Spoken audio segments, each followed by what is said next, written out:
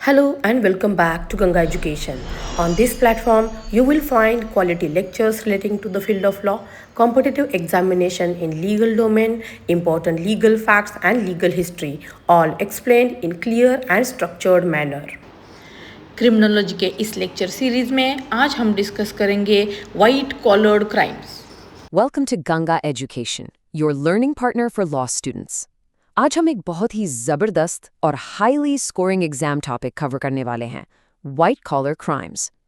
अगर आप LLB के स्टूडेंट हैं, LLM कर रहे हैं या फिर UGC नेट लॉ के एस्पिरेंट हैं, तो आपको पता ही होगा कि ये टॉपिक हर बार एग्जाम्स में आता ही आता है। सो अपनी नोटबुक्स निकाल लीजिए क्योंकि आज इस कंसेप्ट को हम बिल्कुल क्रिस्टल क्लियर करने वाले हैं। फटाफट एजेंडा देख लेते हैं। हम स्टार्ट करेंगे कॉन्सेप्ट और उसके ओरिजिन से, फिर मिलेंगे इस थ्योरी के प्रोपाउंडर एडविन सदरलैंड से, उसके बाद बात करेंगे essential elements modern Indian law context की, और एंड में एक क्विक रिवीजन समरी ताकि सब कुछ याद रहे। Let's get started. Section 1, concept and origin. Okay, आगे बढ़ने से पहले ना अपने आप से एक सवाल पूछिए। जब पब्लिक क्राइम या क्रिमिनल बोलती है तो आपके दिमाग में सबसे पहले क्या इमेज आती है? ट्रेडिशनल क्रिमिनोलॉजी में हमेशा से यही माना जाता था कि क्राइम का डायरेक्ट कनेक्शन पॉवर्टी, इलिटरेसी या लोअर सोशियो इकोनॉमिक क्लासेस से है।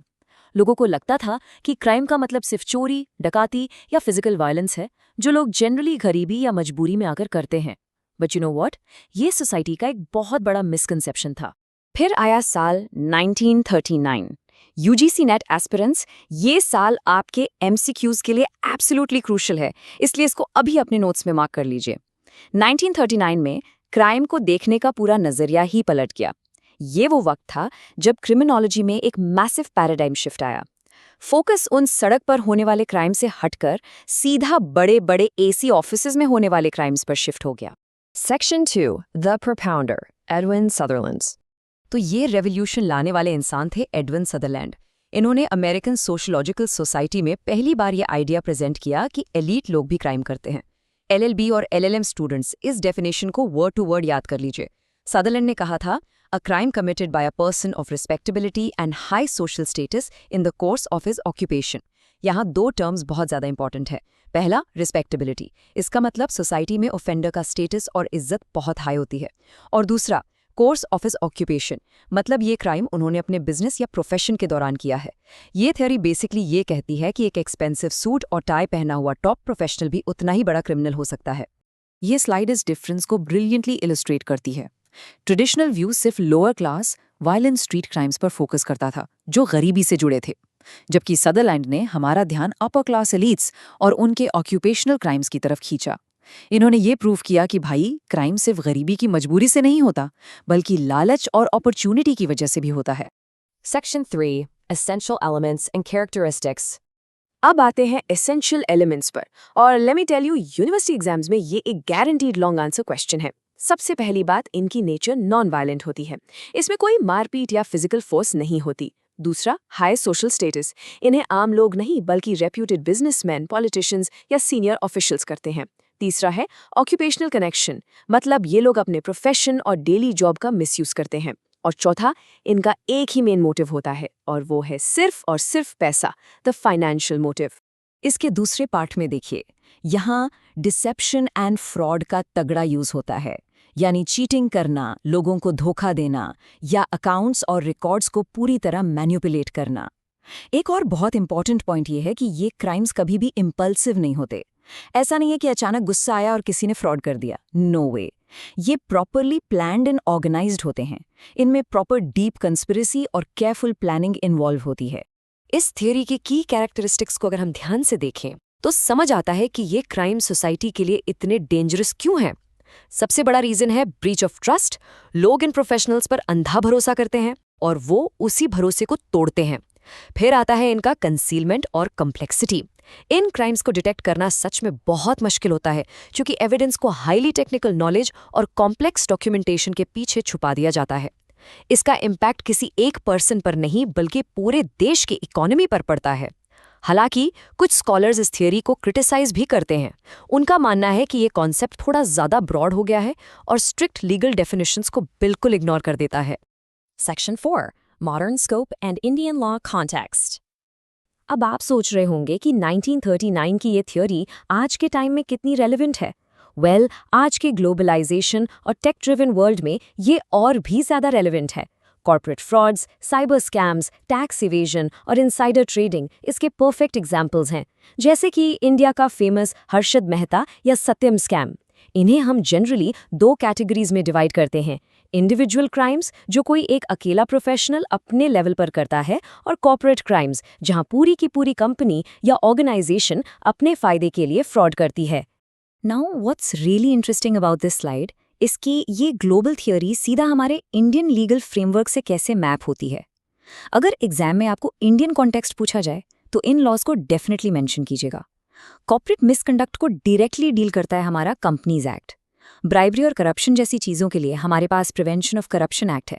और आजकल के जो नए साइबर फ्रॉड्स हैं उन्हें टैकल करता है इंफॉर्मेशन टेक्नोलॉजी एक्ट। ये क्लियरली दिखाता है कि इंडियन लेजिस्लेचर इन एलीट क्राइम्स को लेकर कितना सीरियस है। Section 5 quick revision summary. Okay class, exams में जाने से पहले इस पूरे टॉपिक को फटाफट लॉक कर लेते हैं एक रैपिड फायर समरी के साथ। प्रोपाउंडर कौन थे? एडविन सदरलैंड, ईयर 1939 में। कोर कॉन्सेप्ट क्या कहता है? ये एक नॉन वायलेंट इलीट क्लास द्वारा किया गया ऑक्यूपेशनल क्राइम है। की एलिमेंट्स में आपको याद रखना है, ऑफेंडर का हाई स्टेटस, उनका फाइनेंशियल मोटिव और फ्रॉड की प्रॉपर्ली प्लान्ड डिसेप्शन, और आखिर में इंडियन लॉज जो आपको कोट करने हैं, कंपनीज एक्ट, पीसीए और आईटी एक्ट। बस इतना दिमाग में रखिए and you are perfectly exam ready. लेकिन जाने से पहले मैं आपको एक एनालिटिकल सवाल के साथ छोड़ना चाहता हूं जो आपकी एडवांस स्टडीज में बहुत हेल्प करेगा। सोचो इस बारे में, क्या आज का हमारा जस्टिस सिस्टम इनएक्सपेंसिव सूट पहनने वाले व्हाइट कॉलर क्रिमिनल्स को सच में उतनी ही स्ट्रिक्ट पनिशमेंट देता है जितनी एक सड़क पर चोरी करने वाले आम इंसान को मिलती है? अपने थॉट्स और आर्ग्यूमेंट्स को फॉर्म कीजिए। For more such law lectures subscribe to Ganga education. आज हम व्हाइट कॉलर क्राइम्स की क्लासिफिकेशन को डिटेल में समझेंगे। So, whether you're gearing up for your LLB exams, tackling your LLM coursework, or aiming for that UGC Net law paper, well, ये topic आपके लिए absolutely crucial है. Let's get right into it. Here is our quick roadmap for this explainer. We're going to cover the basics of classification, dive into personal crimes, business and corporate crimes, and breach of trust offenses. उसके बाद we'll do a comparative overview, which is super important for your exams, और end में एक quick revision summary. Alright, Section 1. Let's start with the absolute basics of white collar classification.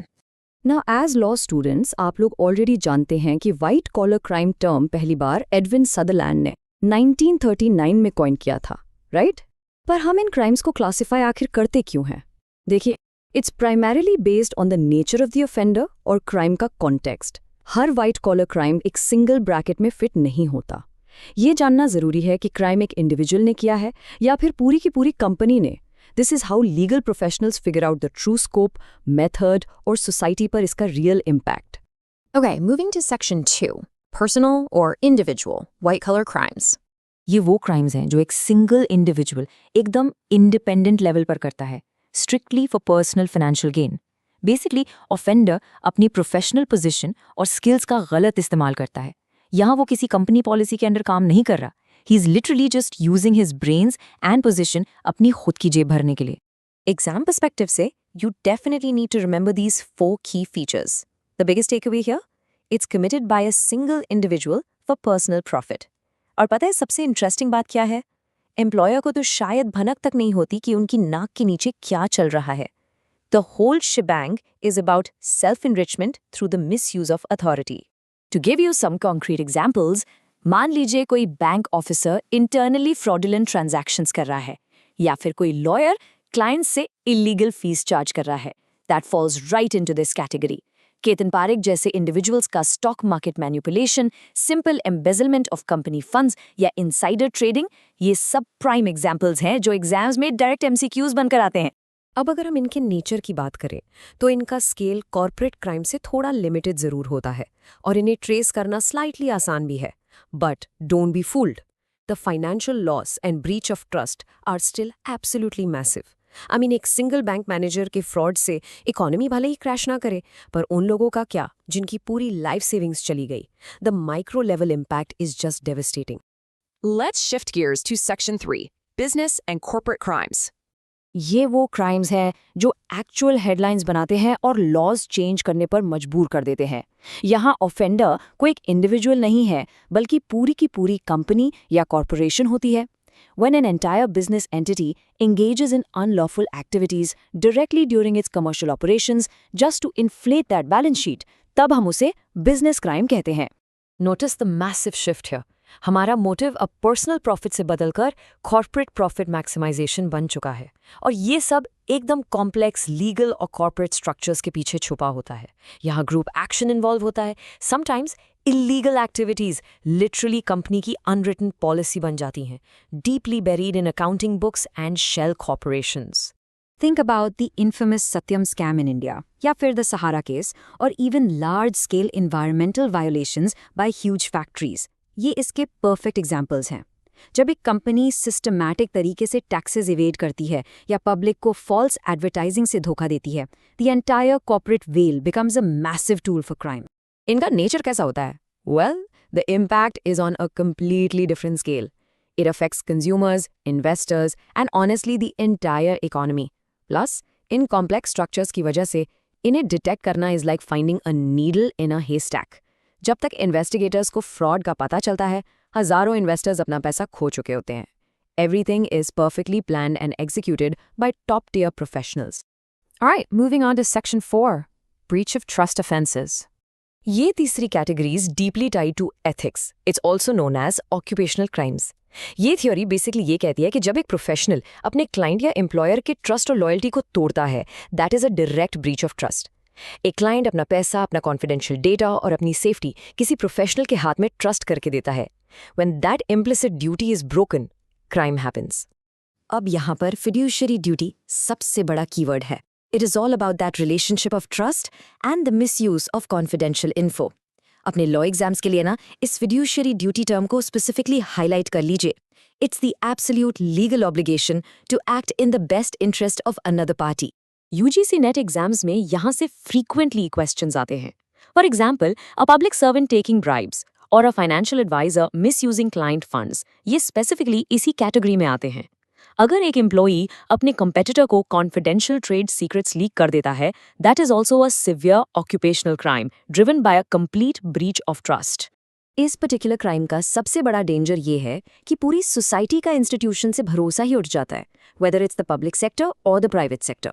सोचो, अगर public सर्वेंसी bribe लेने लगेंगे तो सिटीजन सिस्टम पर trust कैसे करेंगे? The ethical decay here is honestly just as damaging as the financial loss. Okay, Section 5. This is the comparative overview for your exams. एक screenshot जरूर लीजिए इसका। ये स्लाइड एग्जाम से एक दिन पहले आपकी लाइफ सेवर बनेगी। इस टेबल को ध्यान से देखिए। Notice how the motive clearly shifts from personal gain over to corporate profit and finally to misuse of trust. और देखिए कैसे स्केल भी चेंज होता है। अगर आप एग्जाम्स में ये एक्यूरेट डिफरेंसेस ऐसे ही लिख देते हैं, you are guarantee to score excellent marks. Finally, Section 6. Let's do a quick revision summary. इस एक्सप्लेनर को रैप अप करने से पहले कॉन्सेप्ट रिटेंशन के लिए ये 3 कॉर पिलर्स हमेशा याद रखिए। Personal crimes mean individual misconduct, business crimes mean corporate wrongdoing, and breach of trust brings in that ethical responsibility. Laws तभी इफेक्टिवली बनाए जा सकते हैं जब लॉ मेकर्स इन कैटेगरीज का डिफरेंस क्लियरली समझें। If you target the offender correctly, the law will actually work. So to wrap up, I have a question for you all. Based on this classification, which of these 3 categories do you think is the absolute hardest to prosecute in India, and why? Think critically about our legal system and complex corporate structures before answering, and let me know your thoughts in the comments below. And hey, for more such law lectures, subscribe to Ganga Education. So आज हम लोग एक ऐसे topic के अंदर dive in करने वाले हैं जो आपके exams, whether it's LLB, LLM या फिर UGC नेट, उसके लिए literally super important है। आज हम white collar crimes के 20 key examples को बिल्कुल डिटेल में समझेंगे। तो चलिए बिना किसी डिले के शुरू करते हैं। अपने नोट्स तैयार रखिए क्योंकि यह सेशन बहुत हाई यील्ड होने वाला है। ऑलराइट, सबसे पहले ना बेसिक्स बिल्कुल क्लियर कर लेते हैं। व्हाइट कॉलर क्राइम आखिर होता क्या है? एग्जाम के पॉइंट ऑफ व्यू से याद रखिए, ये टर्म एडविन सदरलैंड ने 1939 में कॉइन किया था। अपने आंसर्स में आपको 2 कीवर्ड्स बिल्कुल एब्सोल्युटली मिस नहीं करने हैं, नॉन वायलेंट और फाइनेंशियली मोटिवेटेड। यानी ये ऐसे क्राइम्स हैं जहां डायरेक्ट फिजिकल मारपीट नहीं होती, बल्कि दिमाग, पेपर वर्क और अपनी प्रोफेशनल पोजीशन का यूज करके इल्लीगल पैसा बनाया जाता है। ये क्राइम्स अक्सर बिजनेस, प्रोफेशनल या गवर्नमेंट सेटिंग्स में होते हैं। एक तरह से सोचिए, ये ऐसे क्रिमिनल्स हैं जो मास्क नहीं, एक्सपेंसिव सूट्स पहनते हैं। अब देखिए, 20 एग्जाम्पल्स को एक रैंडम लिस्ट की तरह रटना बहुत मुश्किल है, राइट? इसलिए हम एक कैटेगोरिकल चंकिंग मेथड यूज करेंगे ताकि एग्जाम्स में रिकॉल करना आपके लिए इनक्रेडिबली ईजी हो जाए।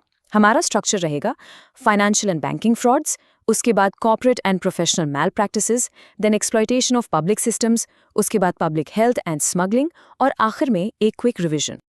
So let's jump straight into our very first chunk. Section 1, Financial and Banking Frauds. ये ऐसी कैटेगरी है जहां टारगेट सीधे हमारे मॉनेटरी सिस्टम्स और गवर्नमेंट रेवेन्यूज होते हैं। इसमें सबसे कॉमन है टैक्स एवेजन, मतलब इनकम छुपाना, फेक रिकॉर्ड्स बनाना या गलत डिडक्शंस दिखाकर टैक्स बचाना। इससे गवर्नमेंट को भारी रेवेन्यू लॉस होता है। दूसरा पॉइंट है क्रेडिट एंड फाइनेंशियल फ्रॉड्स, जैसे credit card scams, fake loans या आइडेंटिटी थेफ्ट। इंडिया में बड़े कॉर्पोरेट लोन डिफॉल्ट्स के बारे में तो आपने सुना ही होगा, राइट? यहाँ इंडिविजुअल्स या कॉर्पोरेशंस सीधे फाइनेंशियल इंस्टीट्यूशंस को धोखा देते हैं, सिर्फ और सिर्फ अपने मॉनेटरी गेन के लिए। अब यहाँ ना 2 टर्म्स में अक्सर कंफ्यूजन होता है, bank and postal frauds versus insurance frauds. देखो, बैंक फ्रॉड्स में बेसिकली चेक्स की फॉर्जरी करना, अनऑथराइज्ड विड्रॉल्स करना या पोस्टल स्कीम्स का मिसयूज करना आता है। वहीं इंश्योरेंस फ्रॉड्स का मेथड बिल्कुल अलग होता है, जैसे फेक एक्सीडेंट क्लेम्स फाइल करना या जानबूझकर नुकसान करवाना, जिसे स्टेज थेफ्ट कहते हैं, ताकि मोटा इंश्योरेंस क्लेम मिल सके। इंस्टीट्यूशन चेंज होता है तो क्राइम का मैकेनिज्म भी पूरी तरह से बदल जाता है। इस फर्स्ट कैटेगरी का आखिरी पॉइंट है इंटरनेशनल क्राइम्स। आज के ग्लोबलाइज्ड एज में white collar crimes national borders तक लिमिटेड थोड़ी ना है। मनी लॉन्ड्रिंग और cross border cyber financial crimes इसके प्राइम एग्जाम्पल्स हैं। मॉडर्न इंटरनेशनल लॉ के पेपर्स में अगर आप ये पॉइंट लिखते हैं तो ट्रस्ट मी, आपके आंसर्स को एक बहुत स्ट्रॉन्ग एज मिलेगा। पर यहाँ एक बहुत बड़ा सवाल उठता है। सोचो जरा, जो लोग सोसाइटी में इतने रिस्पेक्टेड होते हैं, हाईली ट्रस्टेड प्रोफेशनल्स होते हैं, वो आखिर अपनी कॉर्पोरेट या लीगल पोजीशंस का अपने पर्सनल फायदे के लिए अब्यूज कैसे करते हैं?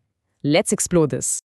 And that brings us perfectly to our second category, Section 2, Corporate and Professional Malpractices.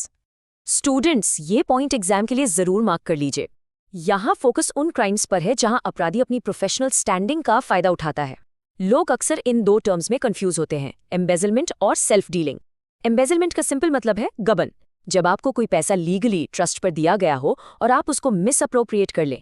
दूसरी तरफ सेल्फ डीलिंग तब होता है जब आप अपनी कॉर्पोरेट पोजीशन का गलत इस्तेमाल करके ऐसे बिजनेस ट्रांजैक्शंस करते हैं जिसमें कंपनी का नहीं बल्कि डायरेक्टली आपका पर्सनल फाइनेंशियल बेनिफिट हो रहा हो। दोनों में डिस्टिंक्शन बिल्कुल क्लियर रखना। इसके अलावा आपने कंपनीज को मास स्केल पर डिसेप्टिव एडवर्टाइजिंग करते तो देखा ही होगा, यानी कंज्यूमर्स को झूठे और बहुत एग्जैजरेटेड क्लेम्स करके बेवकूफ़ बनाना। और जब कंपनीज एक दूसरे के खिलाफ क्राइम करती हैं, उसे हम कमर्शियल एस्पियोनाज कहते हैं। राइवल्स के ट्रेड सीक्रेट चुराना, उनके कॉन्फिडेंशियल फॉर्मूलाज निकालना या स्ट्रेटेजिक प्लान्स की इलीगल स्पाइंग करना, ये सब इसमें कवर होता है। ओके, अब आते हैं सबसे डिस्टर्बिंग पार्ट पर, नोबल प्रोफेशंस लाइक मेडिसिन और लॉ का करप्शन। डॉक्टर्स जब अपनी स्पेशलाइज्ड नॉलेज का फ़ायदा उठाकर पेशेंट से ओवरचार्ज करते हैं, बिना ज़रूरत के एक्सपेंसिव ट्रीटमेंट्स करते हैं या worst case illegal organ trade में इन्वॉल्व होते हैं। Same way crimes by lawyers, जहां एविडेंस फैब्रिकेट करना, झूठे केसेस फाइल करना या फेक कॉम्पेंसेशन क्लेम्स बनाना, ये बेसिकली उस स्पेशलाइज्ड नॉलेज का प्योर अनएथिकल एक्सप्लॉयटेशन है। Moving right along, let's look at our third chunk, Section 3, Exploitation of Public Systems. यहाँ हम बात कर रहे हैं कि पब्लिक मनी, वेलफेयर स्कीम्स और हमारी स्टेट मशीनरी को लोग कैसे एक्सप्लॉइट करते हैं। सबसे पहले फ्रॉड अगेंस्ट गवर्नमेंट, जैसे बड़े सरकारी कॉन्ट्रैक्ट्स में फेक बिल्स लगाना या ओवर इन्वॉइसिंग करना। इसके बिल्कुल साथ चलता है ब्राइबरी एंड ग्राफ्ट, जब पब्लिक सर्वेंट्स अपनी ऑफिशियल ड्यूटी परफॉर्म करने के बदले इलीगल ग्रेटिफिकेशन यानी रिश्वत लेते हैं। ये क्राइम्स बेसिकली पब्लिक एडमिनिस्ट्रेशन की नींव को खोखला कर देते हैं। और देखो, क्रिमिनल्स सिर्फ सरकार को ही नहीं, वल्नरेबल लोगों को भी टारगेट करते हैं। सोशल सिक्योरिटी फ्रॉड्स में लोग इंटेंशनली झूठी इन्फॉर्मेशन देकर गलत तरीके से पेंशन या गवर्नमेंट सब्सिडीज क्लेम करते हैं। फिर आते हैं चैरिटी या रिलीजियस फ्रॉड्स। यहाँ लोग दान में मिले हुए फंड्स का फाइनेंशियल एक्सप्लॉयटेशन करते हैं, प्योरली क्योंकि इन सिस्टम्स में अक्सर ट्रांसपेरेंसी की बहुत कमी होती है। और हाँ, इंडिया में जमीन के मामले, लैंड ट्रांजैक्शन फ्रॉड्स। यहाँ प्रॉपर्टी का फ्रॉडुलेंट सेल या ट्रांसफर होता है, फेक ओनरशिप डॉक्यूमेंट्स बनाकर या एक ही जमीन को 3 अलग-अलग लोगों को छुपके से बेचकर या फिर सीधा इलीगल ग्रैबिंग के थ्रू। जब भी आप आगे चलकर कोर्ट्स में रियल एस्टेट डिस्प्यूट्स देखेंगे ना, याद रखिए उसके पीछे ऐसे ही deep rooted white collar offences अक्सर छुपे होते हैं।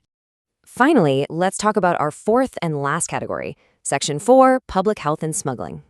देखो, मोटिव तो इन क्राइम्स का भी पैसा ही है, बट ये सोसाइटी को लिटरली फिजिकली एंडेंजर करते हैं। अपने एसेज के लिए इस पॉइंट को जरूर हाईलाइट कीजिए। फूड एंड ड्रग वायलेशंस में मिलावटी खाना यानी अडल्टरेटेड फूड या सब स्टैंडर्ड मेडिसिन बनाना आता है, सिर्फ थोड़े से प्रॉफिट के लिए पूरी पब्लिक हेल्थ को रिस्क में डालना। होर्डिंग एंड ब्लैक मार्केटिंग भी इसी का हिस्सा है। एसेंशियल गुड्स को स्टोर करके मार्केट में आर्टिफिशियल स्कैसिटी क्रिएट करना और फिर उसे अनएथिकली हाई प्राइसेस पर बेचना।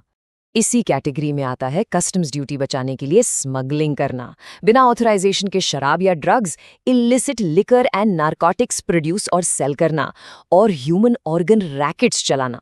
अब आप सोच रहे होंगे कि ये तो ऑर्गेनाइज्ड क्राइम लग रहा है ना? हालांकि इनमें कई बार ऑर्गेनाइज्ड क्राइम नेटवर्क्स इन्वॉल्व होते हैं, पर इनका प्राइमरी रूट मोटिव हमेशा फाइनेंशियल गेन होता है, जिसके वजह से इन्हें सिवियर व्हाइट कॉलर ऑफेंसेस की कैटेगरी में ही रखा जाता है। All right, section 5, quick revision for your exams. Take a deep breath, अपनी स्पाइन थोड़ी सीधी कर लीजिए, बिकॉज अब टाइम है एक रैपिड फायर रिकैप का।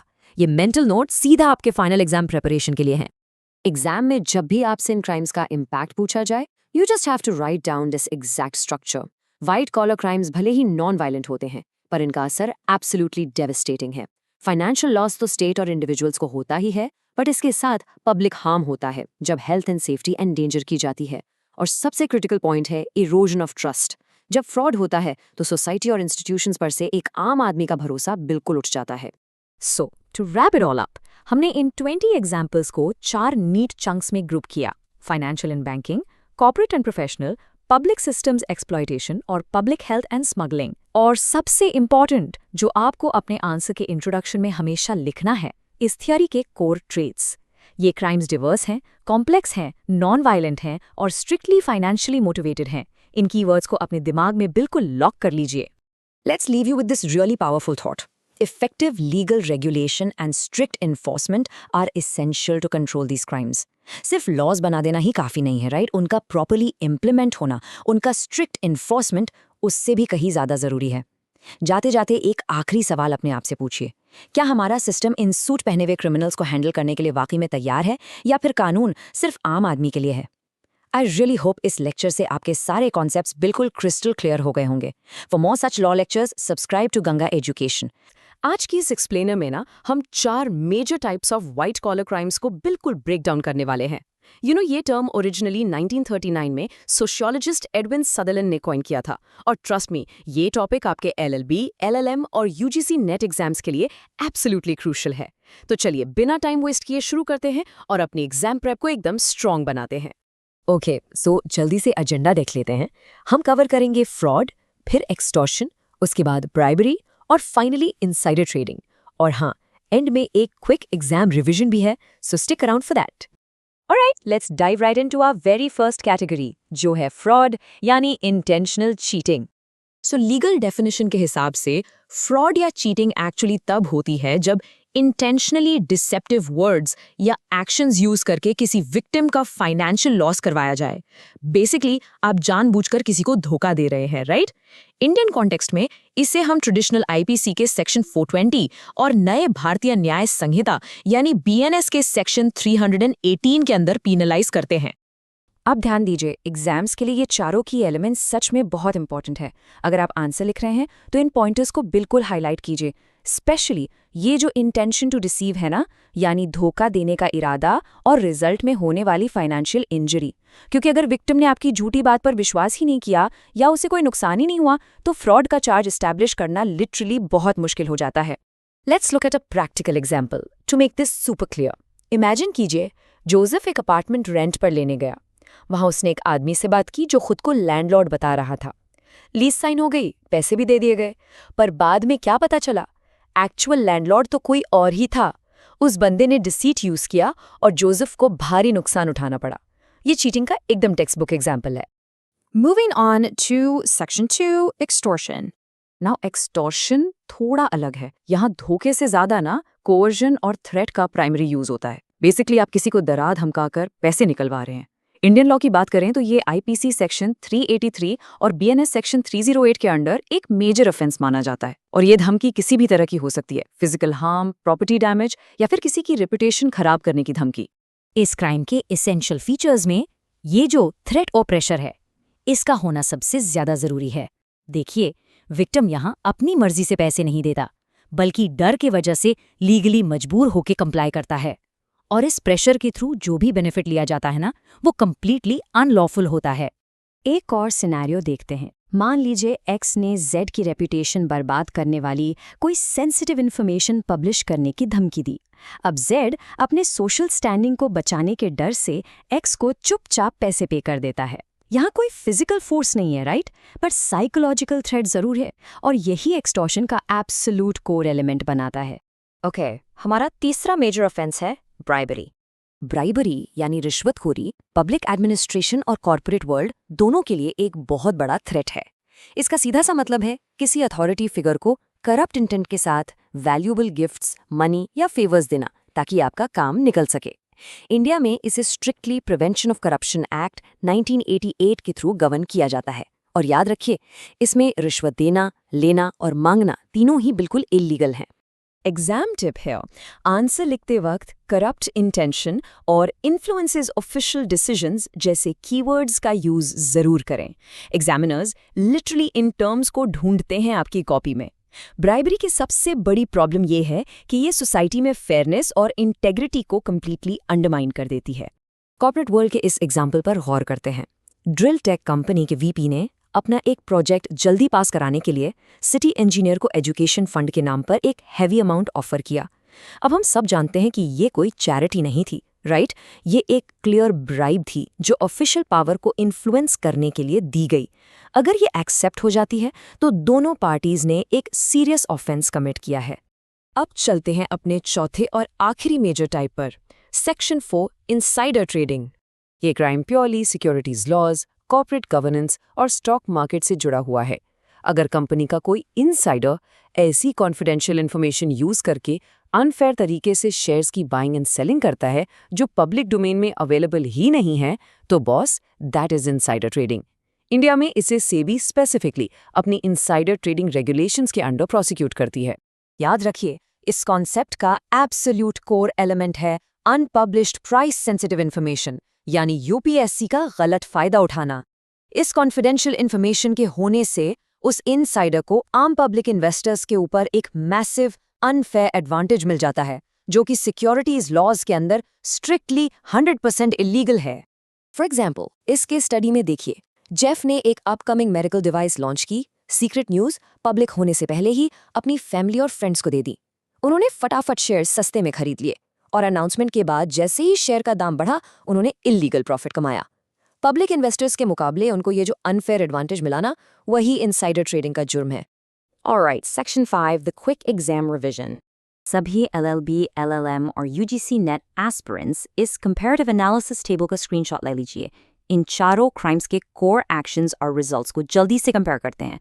फ्रॉड में फैक्ट्स का मिसरिप्रेजेंटेशन है, एक्सटॉर्शन में कोवर्जन या थ्रेट का होना जरूरी है, ब्राइबरी में करप्ट तरीके से ऑफिशियल डिसीजंस को इन्फ्लुएंस किया जाता है, और इनसाइडर ट्रेडिंग में कॉन्फिडेंशियल इन्फो का मिसयूज होता है। आप इस एग्जैक्ट सेम स्ट्रक्चर को अपने एग्जाम में कंपैरेटिव एनालिसिस के लिए डायरेक्ट यूज कर सकते हैं। So what's the big tech away here? ये स्टेटमेंट क्लियरली प्रूव करती है कि भले ही ये चारों क्राइम्स नॉन वायलेंट हों, यानी इनमें डायरेक्ट फिजिकल वायलेंस ना हो, पर इनका इकोनॉमिक इम्पैक्ट बहुत मैसिव और डिस्ट्रक्टिव होता है। लिटरली बिजनेसेस बर्बाद हो जाते हैं, मासूम इन्वेस्टर्स का पैसा डूब जाता है और पूरी की पूरी इकोनॉमी सफ़र करती है। इसीलिए स्ट्रिक्ट लीगल कंट्रोल और एथिक्स का होना सोसाइटी में इतना ज़रूरी है। अब मैं आपको एक थॉट प्रोवोकिंग सवाल के साथ छोड़ना चाहता हूँ। सोचिए, आज के इस fast paced modern digital economy में इनमें से सबसे ज्यादा डेंजरस और डिफिकल्ट टू ट्रेस क्राइम कौन सा है? इस बारे में थोड़ा पढ़िए, एनालाइज कीजिए और एग्जाम में अपने आर्ग्यूमेंट्स क्लियरली रखिए। And remember, for more such law lectures subscribe to Ganga education. आज के इस एक्सप्लेनर में ना हम ब्रेक डाउन करने वाले हैं 12 major causes of white collar crimes. अगर आप LLB, LLM या UGC नेट लॉ की प्रिपरेशन कर रहे हैं तो सीरियसली ये टॉपिक आपके लिए सुपर इम्पोर्टेंट है। हम इसको एक बहुत ही इजी एग्जाम रेडी फॉर्मेट में कवर करेंगे ताकि आपको सारे की पॉइंट्स क्लास में ही याद हो जाएं। तो चलिए बिना किसी डिले के शुरू करते हैं। Okay, let's dive into this. आज का हमारा एजेंडा बड़ा सिंपल है। पहले हम कॉजेज ऑफ क्राइम्स का बेसिक प्रेमिस समझेंगे, फिर सोशल एंड इकोनॉमिक फैक्टर्स देखेंगे, उसके बाद लीगल लूपहोल्स पर आएंगे और फिर मॉडर्न टेक्नोलॉजी का इम्पैक्ट डिस्कस करेंगे। लास्ट में हम करेंगे एक बहुत ही quick exam revision. So let's start with Section 1, Causes of White Collar Crime. देखिए, एज अ लॉ स्टूडेंट सिर्फ क्राइम को डिफाइन करना काफ़ी नहीं है, हमको उसका रूट कॉज समझना पड़ेगा। सबसे बड़ा सवाल जो आपके दिमाग में आना चाहिए वो ये है, why do highly educated, wealthy and respected individuals commit crimes? अमीर एक आम आदमी क्राइम शायद पॉवर्टी या मजबूरी में करे, लेकिन एक well established corporate executive crime क्यों करता है? स्ट्रिक्ट लॉज होने के बावजूद भी ना ये क्राइम्स कॉन्स्टेंटली इंक्रीज हो रहे हैं और इसका रीजन एक बहुत ही कॉम्प्लेक्स मिक्स है सोशल, इकोनॉमिक, लीगल और साइकोलॉजिकल फैक्टर्स का। अब यहाँ एक बहुत ही इंटरेस्टिंग कॉन्सेप्ट आता है, न्यूट्रलाइजेशन ऑफ लॉ। ये आपके एग्जाम्स के लिए एक एब्सोल्यूट क्रूशियल कीवर्ड है। सोसाइटी में आजकल क्या हो गया है ना, एक मास डिसोबीडियंस का स्टेट बन गया है। लोग अनएथिकल बिजनेस प्रैक्टिसेस को एक नॉर्मल बिजनेस स्ट्रैटेजी मानने लगे हैं। उन्हें लगता है कि मार्केट में सक्सेस पाने के लिए थोड़ी बहुत हेराफेरी करना तो ज़रूरी है। इसको हमारी सोसाइटी स्ट्रांगली कंडेम नहीं करती और इस मास एक्सेप्टेंस की वजह से लॉ लिटरली न्यूट्रलाइज हो जाता है। उन इलीगल एक्ट्स को बिजनेस का एक नॉर्मल पार्ट मान लिया जाता है। Moving right along to Section 2, Social and Economic Factors. पैसा और हमारी सोसाइटी का एनवायरनमेंट किस तरह से इन क्राइम्स को फ्यूल करता है, इसके लिए लॉ कमीशन ऑफ इंडिया की ये ऑब्जर्वेशन ध्यान से सुनिए। Failure to maintain high ethical standards contributes to such crimes. मेरे प्यारे स्टूडेंट्स, जब आप अपने LLB या LLM एग्जाम्स में ना ऐसे अथॉरिटेटिव कमीशंस को डायरेक्टली कोट करते हैं तो आपको डेफिनेटली एक्स्ट्रा मार्क्स मिलेंगे। इसका बेसिक मतलब ये है कि जब लोग अपने प्रोफेशनल एथिक्स और मॉरल वैल्यूज़ को पर्सनल गेन के आगे भुला देते हैं, बस तभी इन क्राइम्स की शुरुआत होती है। यहाँ हम दो मेजर कॉजेज को कंबाइन कर रहे हैं, इकोनॉमिक ग्रोथ और प्रॉफिट मोटिव। देखिए, रैपिड इंडस्ट्रियलाइजेशन और इकोनॉमिक डेवलपमेंट से मार्केट में बिजनेस अपॉर्चुनिटीज बहुत ज़्यादा बढ़ी हैं और फ्रैंकली जहाँ मैसिव फाइनेंशियल ट्रांजैक्शंस बढ़ेंगे वहाँ कॉम्प्लेक्स फाइनेंशियल क्राइम्स का स्कोप भी तो बढ़ेगा ना। ऊपर से ग्लोबलाइजेशन ने क्रॉस बॉर्डर ऑफेंसेस को बड़ा आसान बना दिया है, पर इन सबके पीछे एक ही मेन ड्राइविंग फोर्स है, ग्रीड। क्विक और एक्सेसिव प्रॉफिट कमाने का लालच। इस प्योर ह्यूमन ग्रीड की वजह से लोग एथिक्स को इग्नोर करते हैं और डिलिबरेट वायलेशन ऑफ लॉज करते हैं। और ऐसी अग्रेसिव कॉर्पोरेट ग्रोथ के साथ आता है एक और मेजर फैक्टर, ऑर्गेनाइजेशनल प्रेशर। कभी कभी एक normal employee naturally criminal minded नहीं होता, पर एक टॉक्सिक कॉर्पोरेट कल्चर उसको इनडायरेक्टली पुश करता है। अनरियल टारगेट्स मीट करने का प्रेशर या फिर सिंपली अपनी जॉब खोने का डर।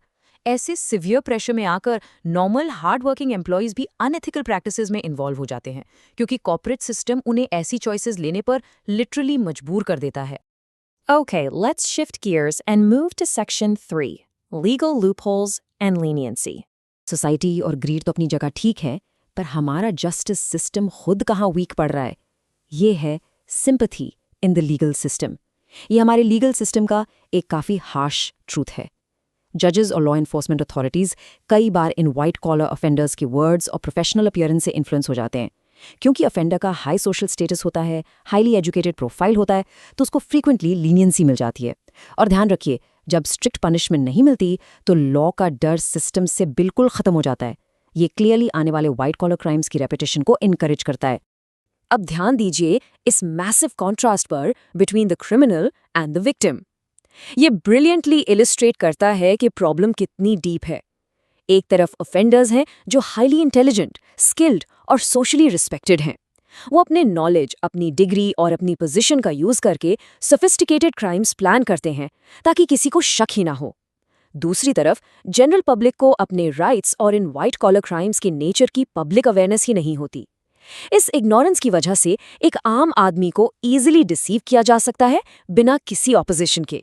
ये सारे इन्फोर्समेंट फेलियर्स ना एक स्टेप बाय स्टेप साइकिल बनाते हैं। कानून तो एग्जिस्ट करते हैं पर उनका इम्प्लीमेंटेशन इनइफेक्टिव है।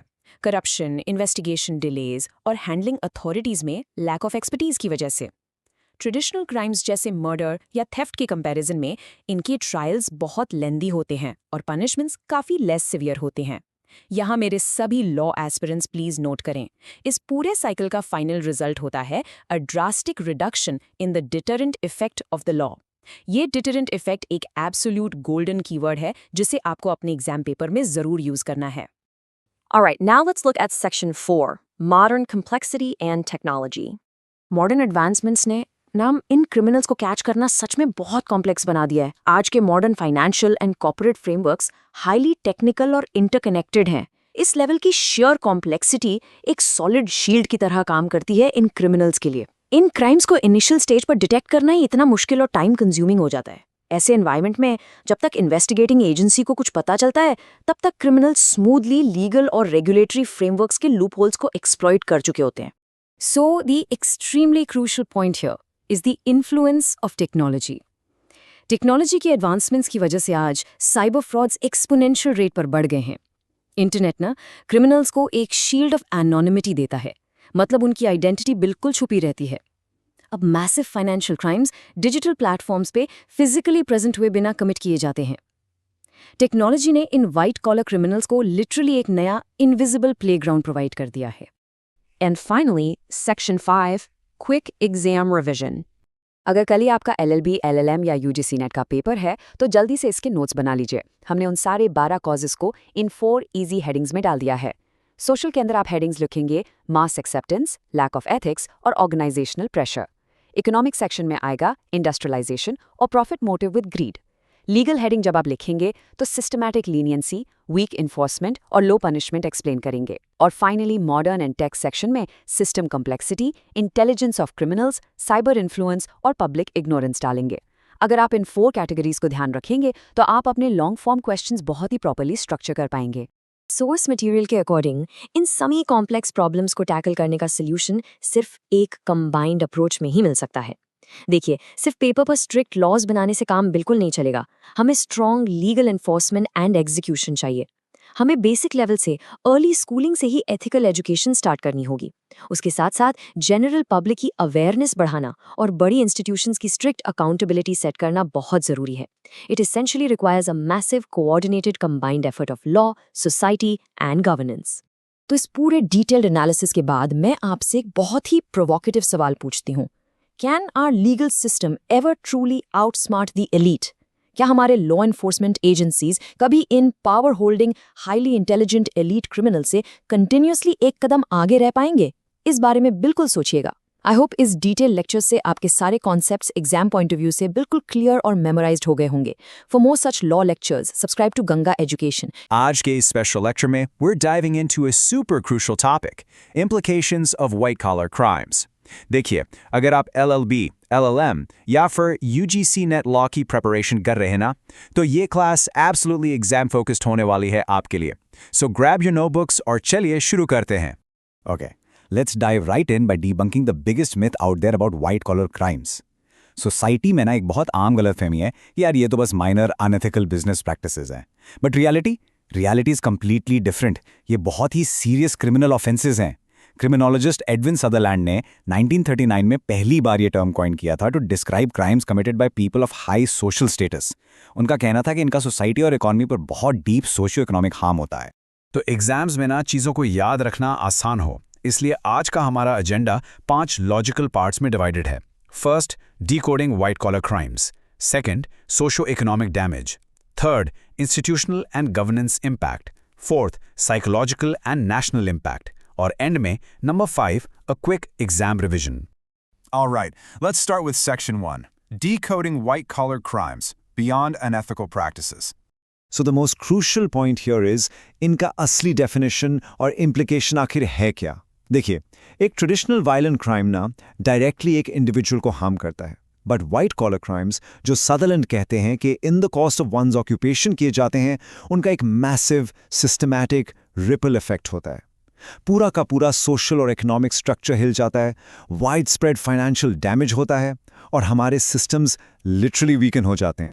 Moving on to Section 2, Socioeconomic Damage, Social Harmony and Financial Losses. Think about the sheer social damage for a second. जब प्रोफेशनल्स जैसे लॉयर्स, डॉक्टर्स या कोई हाई रैंकिंग ऑफिशियल्स अपनी पावर का मिसयूज करते हैं, तो वो सिर्फ एक क्राइम नहीं कर रहे हैं, वो एक्चुअली पब्लिक का फाउंडेशन ऑफ ट्रस्ट तोड़ देते हैं। इससे ब्रेकडाउन ऑफ सोशल ट्रस्ट होता है। सोसाइटी में मॉरल वैल्यूज इरोड होने लगती हैं। क्यों? क्योंकि डिसऑनेस्टी को रिवॉर्ड मिल रहा है। एग्जाम में वायलेशन ऑफ ट्रस्ट रिलेशनशिप्स वाला पॉइंट जरूर लिखिएगा, इट्स वेरी इंपॉर्टेंट। नेक्स्ट देखते हैं फाइनेंशियल लॉस। इस चेन रिएक्शन को ना बहुत सिंपल तरीके से समझिए। जब कोई कॉर्पोरेट एंटिटी होर्डिंग या ब्लैक मार्केटिंग करती है, तो मार्केट में चीज़ों के दाम अचानक बढ़ जाते हैं, यानी आम जनता की जेब खाली होती है। साथ ही टैक्स इवेजन की वजह से गवर्नमेंट को सीधा रेवेन्यू लॉस होता है। इंडियन कॉन्टेक्स्ट में संथानम कमेटी ने भी क्लियरली हाईलाइट किया था कि कैसे ये प्रैक्टिसेस रिच और पुअर के बीच की इकोनॉमिक इनइक्वालिटी को और भी ज़्यादा बढ़ा देती हैं। और देखिए, ये सिर्फ इंडिविजुअल लॉस नहीं है, we are looking at massive economic instability here. जैसे हमने सत्यम स्कैम या हर्षद मेहता केस में देखा था, जब बड़े लेवल पर कॉर्पोरेट स्कैम्स होते हैं तो वो पूरे फाइनेंशियल मार्केट्स को हिलाकर रख देते हैं। इन्वेस्टर्स बुरी तरह डर जाते हैं, उनका कॉन्फिडेंस रिड्यूस हो जाता है और फॉरेन इन्वेस्टमेंट्स आना रुकने लग जाती हैं। इसका डायरेक्ट नतीजा क्या है? हमारे नेशन की इकोनॉमिक ग्रोथ बिल्कुल स्लो डाउन हो जाती है। Now let's jump into Section 3, Institutional and Governance Impact, the Erosion of Systems. मैं चाहूंगा कि आप सभी इस एग्जाम रेडी समरी टेबल का एक क्विक स्क्रीनशॉट ले लें। अगर आप अपने लॉ एग्जाम्स में आंसर्स को इस तरह स्ट्रक्चर्ड वे में लिखेंगे ना, you will definitely score high. देखिए, पब्लिक इंस्टीट्यूशंस की क्रेडिबिलिटी डायरेक्टली वीक हो जाती है जब क्रिमिनल्स आराम से बच निकलते हैं, जिससे हम ऑफेंडर इम्प्यूनिटी कहते हैं। तो सोसाइटी में करप्शन का एक पूरा कल्चर फैलता है। एंड फाइनली, ब्राइबरी हमेशा अनफेयर पॉलिसीज को लीड करती है। So the most crucial takeaway here is that lack of strict punishment breeds a contagious environment. Seriously, जब लोग देखते हैं कि एक बड़ा ऑफिशियल या बिजनेसमैन फ्रॉड करके बिना किसी सजा के फ्री घूम रहा है, तो इट लिटरली एनकरेजेस अदर्स। ये एक कंटेजियस बीमारी की तरह है, एक ऐसी ब्राइबरी और डिसऑनेस्टी की लहर जो पूरे एडमिनिस्ट्रेटिव सिस्टम को पॉइजन कर देती है। ये हमारे सिस्टम को अंदर से पूरी तरह खोखला कर देता है। Let's shift focus to Section 4, Psychological and National Impact, Human Cost and Stalled Progress. हम लोग फिगर्स और इकोनॉमी की बहुत बात करते हैं, पर let's take a sobering look at the real victims. उन लोगों के बारे में जरा सोचिए जिन्होंने अपनी लाइफ सेविंग्स एक फाइनेंशियल स्कैम में खो दी हैं। उन्हें सिवियर स्ट्रेस, एंग्जाइटी और डिप्रेशन फेस करना पड़ता है। उनका हमारे लीगल और फाइनेंशियल सिस्टम से पूरी तरह से विश्वास उठ जाता है। ये फाइनेंशियल रूइन उन्हें ऐसी लॉन्ग टर्म पर्सनल हार्डशिप में डाल देता है जिससे उभरना लगभग नामुमकिन हो जाता है। Basically, the human cost is absolutely immense. And this brilliantly illustrates our point on national development. इस डायरेक्ट कनेक्शन को देखिए। जो पैसा गवर्नमेंट को टैक्स के रूप में मिलना चाहिए था या जो पैसा पब्लिक इंफ्रास्ट्रक्चर में लगना चाहिए था, वो करप्शन और फ्रॉड के थ्रू सीधा क्रिमिनल्स की जेब में चला जाता है। इसका डायरेक्ट नतीजा क्या निकला? स्कूल्स नहीं बनते, हॉस्पिटल्स प्रॉपर इक्विपमेंट अफोर्ड नहीं कर पाते और ब्रिजेस डिले हो जाते हैं। एक सिंगल कॉर्पोरेट फ्रॉड लिटरली हमारे फ्यूचर की डेवलपमेंट को चुरा लेता है। Finally, we reach Section 5, Quick Exam Revision, Core Takeaways. Let's rapidly summarise these pillars. Exam paper में आप इन पॉइंट्स को एग्जैक्ट हेडर्स बनाएंगे। Number 1, it disturbs social trust. Number 2, widespread financial and tax losses. Number 3, massive market instability.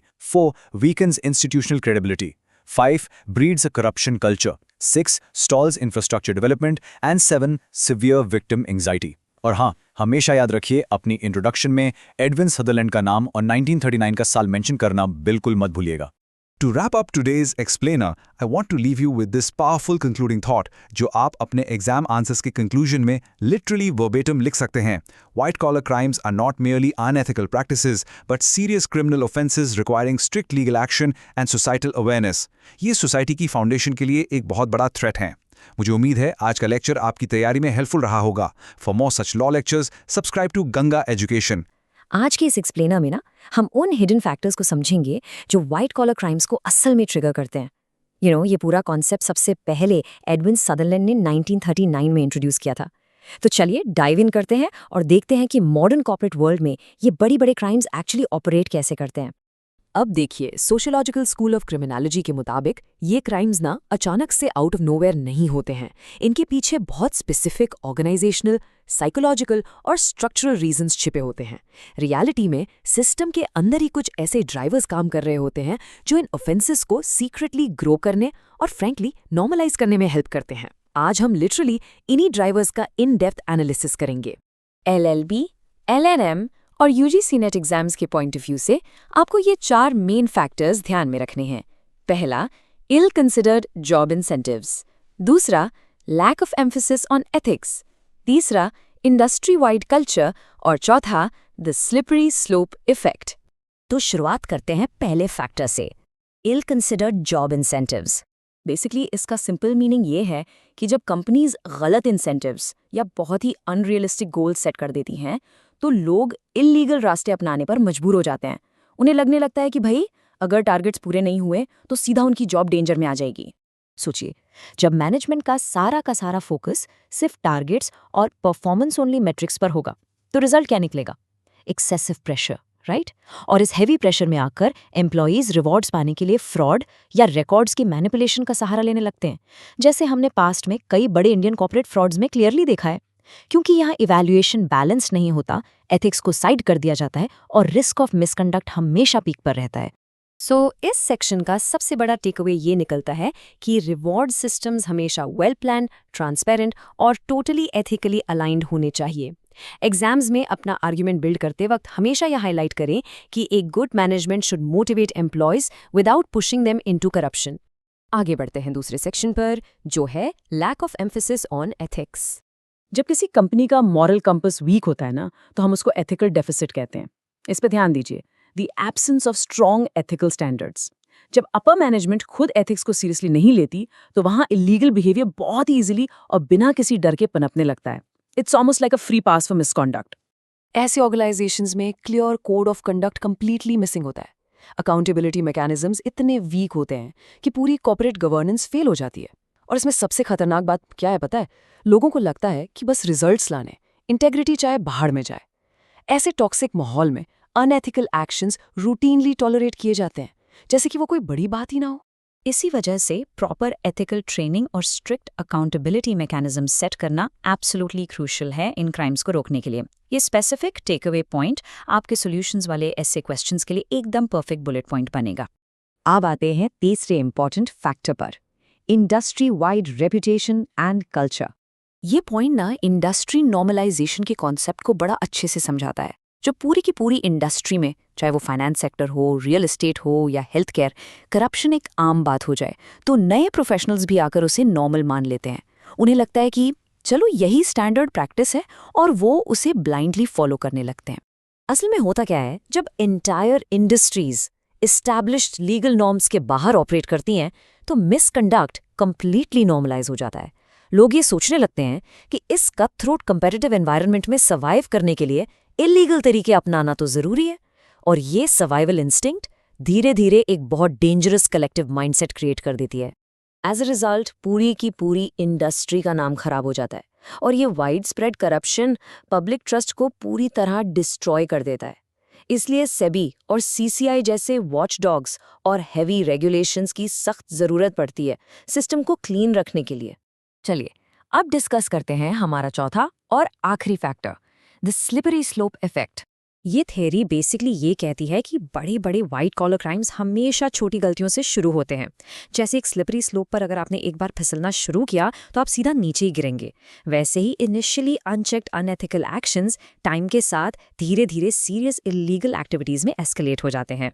अगर हम इसकी progression को step by step देखें ना, तो पहले बहुत छोटी मिस्टेक्स होती हैं जो लोग अननोइंगली या कैजुअली करते हैं। अब अगर उन्हें शुरू में यानी स्टेज 2 पर अर्ली इंटरवेंशन से नहीं रोका गया तो वो इनिशियल मिसकंडक्ट बढ़ने लगता है। स्टेज 3 पर आते आते बिना किसी स्ट्रिक्ट कॉन्सिक्वेंसेस के लोग ओवर कॉन्फिडेंट हो जाते हैं और फाइनली वो छोटे violations completely major white collar crimes में बदल जाते हैं। ये एक पूरा का पूरा साइकोलॉजिकल ट्रैप है। तो इससे ये क्लियर होता है कि एक छोटी सी मॉरल स्लिप कैसे एक मैसिव क्राइम बन सकती है। हालांकि कुछ क्रिटिक्स ये पॉइंट आउट करते हैं कि हर क्राइम स्लिपरी स्लोप से नहीं होता, कुछ तो बहुत वेल प्लान्ड और इमीडिएट मैसिव फ्रॉड्स भी होते हैं।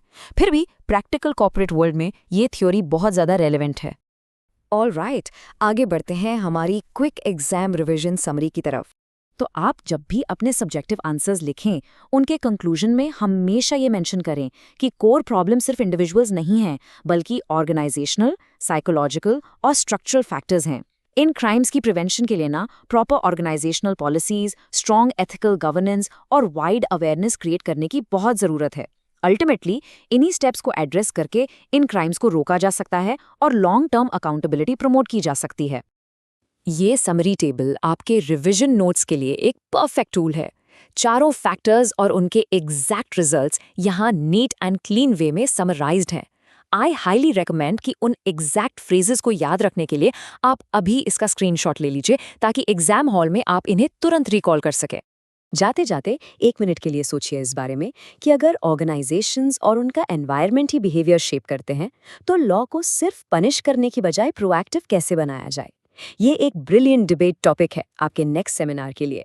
And for more such law lectures, subscribe to Ganga education. आज के इस लेक्चर में ना हम एक बहुत ही इंटरेस्टिंग और super high scoring topic break down करने वाले हैं, white collar crimes in India. ये टॉपिक आपके LLB, LLM और UGC नेट एग्जाम्स के पर्सपेक्टिव से एब्सोल्युटली क्रूशल है। सो अपनी नोटबुक्स निकाल लीजिए, क्योंकि आज हम इन क्राइम्स के पीछे की एग्जैक्ट साइकोलॉजी, उनके गवर्निंग स्टैट्यूट्स और कुछ सबसे इंपॉर्टेंट लैंडमार्क केसेस को बहुत डीपली समझेंगे। Let's get started. सबसे पहले कॉन्सेप्ट को एकदम क्लियरली डिफाइन करते हैं। देखिए, व्हाइट कॉलर क्राइम्स ना ट्रेडिशनल स्ट्रीट क्राइम्स की तरह बिल्कुल नहीं होते। वहाँ चोरी या रॉबरी होती है, बट यहाँ बहुत ही सोफिस्टिकेटेड फाइनेंशियल मैनिपुलेशंस होते हैं। जैसे जैसे इंडिया रैपिडली इकोनॉमिकली ग्रो कर रहा है, ये क्राइम्स और भी ज़्यादा वाइड स्प्रेड हो गए हैं। अब सबसे बड़ा कैच क्या है? ये क्राइम्स कोई आम क्रिमिनल नहीं करता, ये रिस्पेक्टेड प्रोफेशनल्स, बिजनेसमैन या इवन पब्लिक ऑफिशियल्स कमिट करते हैं। वो बेसिकली अपनी पोजीशन ऑफ ट्रस्ट को मिसयूज करते हैं सिर्फ और सिर्फ अनलॉफुल फाइनेंशियल गेन के लिए। सो यहाँ वेपन कोई गन या चाकू नहीं है, it's literally a pen and a position of power. तो आज के इस एक्सप्लेनर में हम बेसिकली इन 6 की एरियाज को सीक्वेंशली कवर करेंगे: trade and industry, black marketing, forex and tax laws, corruption in government, उसके बाद इमर्जिंग क्राइम्स और आखिर में एक वेरी क्विक एग्जाम रिविजन। ये आपका रोड मैप है। Alright, heading into Section 1, Trade and Industry, with a specific focus on corporate frauds and accounting scams. Exam point of view से आपको क्राइम और उसके गवर्निंग लॉ का एग्जैक्ट कॉम्बिनेशन पता होना चाहिए। आजकल मैन्युफैक्चरिंग और कॉर्पोरेट सेक्टर्स में फ्रॉडुलेंट अकाउंटिंग, फॉल्स इनवॉइसिंग और कॉर्पोरेट स्कैम्स एक मैसिव प्रॉब्लम बन चुके हैं। जब भी आप एग्जाम में इस टॉपिक पर लिखें, you have to hit these exact legal provisions. Corporate operations को रेगुलेट करने के लिए हम कंपनीज एक्ट 2013 इन्वोक करते हैं, और जहां बात आती है बेसिक फ्रॉड की, लाइक चीटिंग या क्रिमिनल ब्रीच ऑफ ट्रस्ट, वहां हमारा इंडियन पीनल कोड लगता है। Specifically section 420 for cheating and Section 406 for criminal breach of trust. Make sure you highlight these exact sections in your notes. Let's ground this in reality with a case law जो literally एक game changer था, the Satyam scam case of 2009. ये India की history के सबसे बड़े corporate frauds में count होता है। हुआ क्या था? कंपनी के चेयरमैन रामलिंगा राजू ने फेक प्रॉफिट्स दिखाने के लिए अपनी कंपनी के अकाउंट्स को हेविली मैनिपुलेट किया। I mean, it was shocking. ये केस एक क्लासिक एग्जाम्पल है जो दिखाता है कि उस वक्त कॉर्पोरेट गवर्नेंस में कितना मैसिव लूप होल था। अगर आप कॉर्पोरेट फ्रॉड पर कोई ऐसे या लॉन्ग आंसर लिख रहे हैं, citing Satyam is absolutely non negotiable. Moving smoothly to section 2, black marketing, जहां हम होर्डिंग और स्कैरसिटी के एक्सप्लॉयटेशन को डिस्कस करेंगे। आपने कभी नोटिस किया है कि मार्केट से अचानक कोई बहुत एसेंशियल चीज एकदम से गायब हो जाती है और फिर कुछ दिनों बाद वही चीज डबल रेट पर बिकने लगती है? बेसिकली यही ब्लैक मार्केटिंग है। अनएथिकल ट्रेडर्स एसेंशियल गुड्स को होर्ड कर लेते हैं, मतलब स्टोर करके छुपा देते हैं ताकि मार्केट में एक आर्टिफिशियल शॉर्टेज क्रिएट हो जाए। फिर जब स्कैसिटी पीक पर होती है, तब उन्हें आर्टिफिशियली इन्फ्लेटेड प्राइसेस पर बेचा जाता है। ये कंज्यूमर्स का सिवियर एक्सप्लॉयटेशन है, सिंपल एज दैट। इससे सोसाइटी में एक बहुत बड़ा इकोनॉमिक इम्बैलेंस क्रिएट होता है। एंड ऑनेस्टली कोर्ट्स इसे बिल्कुल हल्के में नहीं लेते। हाई कोर्ट्स ने कंसिस्टेंटली ऐसे होर्डिंग प्रैक्टिसेस के खिलाफ स्ट्रिक्टली एक्शंस को अपहोल्ड किया है पब्लिक इंटरेस्ट को प्रोटेक्ट करने के लिए। UGC net aspirants, please double star this part. आपको एग्जाम के लिए ये 2 स्पेसिफिक एक्ट्स फिंगर टिप्स पर होने चाहिए। Number 1, the Essential Commodities Act of 1955. And number 2, the Prevention of Black Marketing and Maintenance of Supplies of Essential Commodities Act of 1980. Multiple choice questions में इन acts के exact years और full names हमेशा confuse करने के लिए पूछे जाते हैं. So get them right. Let's jump into Section 3, Forex and Tax Laws. ये पूरा segment financial evasion strategies के बारे में है. यहाँ पे हमें दो डिफरेंट वर्ल्ड्स को कंपेयर करना है. पैसा जो बॉर्डर्स के क्रॉस मूव करता है वर्सेस पैसा जो हमारी डोमेस्टिक इकोनॉमी के अंदर घूमता है. एक तरफ we have foreign exchange violations. इसमें क्या आता है? इलीगल इंपोर्ट/एक्सपोर्ट, हवाला ट्रांजैक्शंस और फॉरेक्स मैनिपुलेशन. इनको गवर्न करता है फीमा 1999 और कस्टम्स एक्ट 1962. दूसरी तरफ we have tax law violations. यहाँ मेन कल्प्रिट है टैक्स एवेजन, अपनी इनकम को कंसील करना, ब्लैक मनी अमास करना या झूठे टैक्स रिटर्न्स फाइल करना. इन डोमेस्टिक क्राइम्स को स्ट्रिक्टली हैंडल किया जाता है under the income tax act 1961 और the more recent black money act of 2015. दोनों सेट ऑफ लॉज का क्लियर डिस्टिंक्शन आपके दिमाग में होना चाहिए. And this brings us to a very tricky legal distinction जो एग्जामिनर्स को बहुत पसंद है. केस का नाम याद रखिए, director of enforcement versus MCTM corporation private limited. इस लैंडमार्क जजमेंट में सुप्रीम कोर्ट ने एक बहुत इंटरेस्टिंग चीज क्लैरिफाई की. उन्होंने कहा कि फेमा के अंदर जो वायलेशंस होती हैं टेक्निकली वो सिविल लाइबिलिटीज के नेचर की होती हैं, पर, and this is a big पर, इसका ये मतलब बिल्कुल नहीं है कि आप बच जाएंगे. They are still heavily punishable. Civil liability होने के बावजूद exact penalty and strict punishment impose की जाती है. टैक्स इवेजन की जब भी बात आती है एक कॉन्सेप्ट है जो द मैकडॉवल रूल के नाम से फेमस है. The case is McDowell and company limited versus CTO from 1985.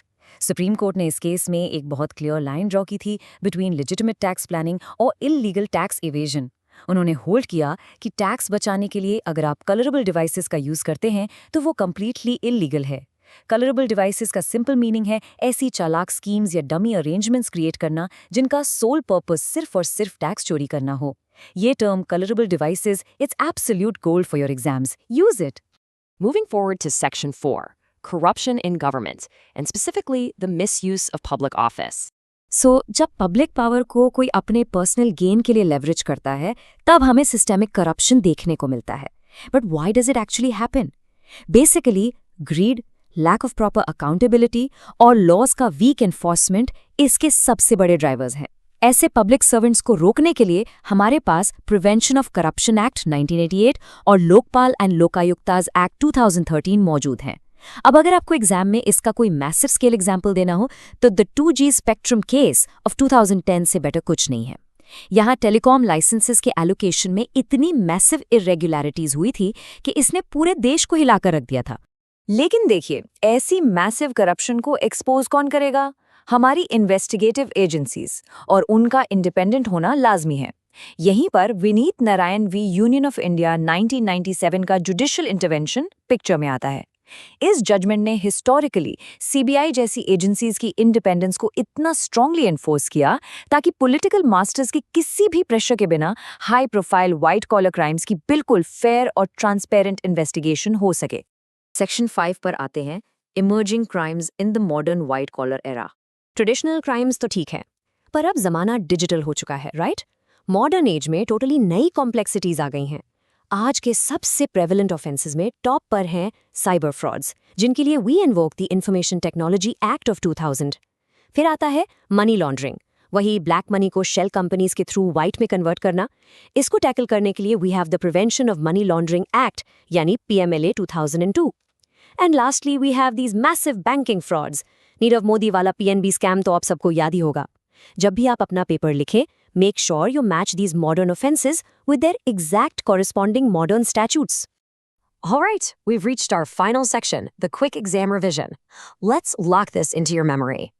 Okay everyone, attention here. ये रिविजन रिकैप आपका अल्टीमेट चीट कोड है मार्क्स बूस्ट करने के लिए. जब भी क्वेश्चन कॉर्पोरेट स्कैम्स पर हो, आपका आंसर कंपनीज एक्ट IPC 420, 406 और सत्यम केस के बिना कंप्लीट नहीं हो सकता. होर्डिंग मेंशन हो, instantly write down essential commodities act 1955. Forex की बात आए तो फीमा 1999 के साथ MCTM कॉप केस साइट करना है. टैक्स वायलेशंस पर you must include income tax act, black money act और जरूर से द मैकडॉवल केस. करप्शन का direct link PCA 1988, Lokpal act 2013 और विनीत नारायण केस से है, और इमर्जिंग मॉडर्न क्राइम्स के लिए आईटी एक्ट और पीएमएलए 2002 को कोट करना है। इस फ्रेमिंग को एज इट इज याद रखिए, एग्जाम में ये आपको मैक्स मार्क्स दिलवाएगा। लेक्चर को रैप अप करने से पहले मैं चाहता हूं आप इस एक एनालिटिकल क्वेश्चन पर थोड़ा सोचें, और ये आपके एस्से के कंक्लूजन के लिए परफेक्ट फॉर्डर है। देखिए, इंडिया में व्हाइट कॉलर क्राइम्स को एड्रेस करने के लिए इतने सारे लॉज तो एग्जिस्ट करते हैं, but are they really enough? सोचिए इस बारे में। क्या ट्रू रिफॉर्म सिर्फ इन लॉज की स्ट्रिक्ट इन्फोर्समेंट से आ सकता है, या फिर we actually need a fundamental shift in a corporate ethical governance? आखिर लॉज तभी काम आते हैं जब उन्हें इम्प्लीमेंट करने वालों की नीयत साफ हो। Think about it. For more such law lectures, subscribe to Ganga Education. आज के इस सेशन में हम एक बहुत ही इंपॉर्टेंट टॉपिक कवर करने वाले हैं जो ऑनेस्टली हर एलएलबी और यूजीसी नेट एस्पिरेंट के लिए एब्सोल्युटली क्रूशियल है। हम बात कर रहे हैं measures to control white collar crimes के बारे में। ये टर्म सबसे पहले एडविन सदरलैंड ने 1939 में दी थी। तो जल्दी से अपनी नोटबुक्स निकाल लीजिए, because we gonna break this entire concept down point by point. Okay, let's dive into this. देखिए, व्हाइट कॉलर क्राइम्स को कंट्रोल करना आज के टाइम में हमारे क्रिमिनल जस्टिस सिस्टम के लिए लिटरली सबसे बड़ा चैलेंज बन गया है। इंडिया में संथनम कमेटी ने भी इस थ्रेड को बहुत स्ट्रांगली हाईलाइट किया था। जैसे जैसे हमारी इकोनॉमी ग्रो कर रही है, टेक्नोलॉजी एडवांस हो रही है, इन सोफिस्टिकेटेड क्राइम्स को पकड़ना और कोर्ट में प्रूव करना उतना ही मुश्किल होता जा रहा है। It's like a giant puzzle.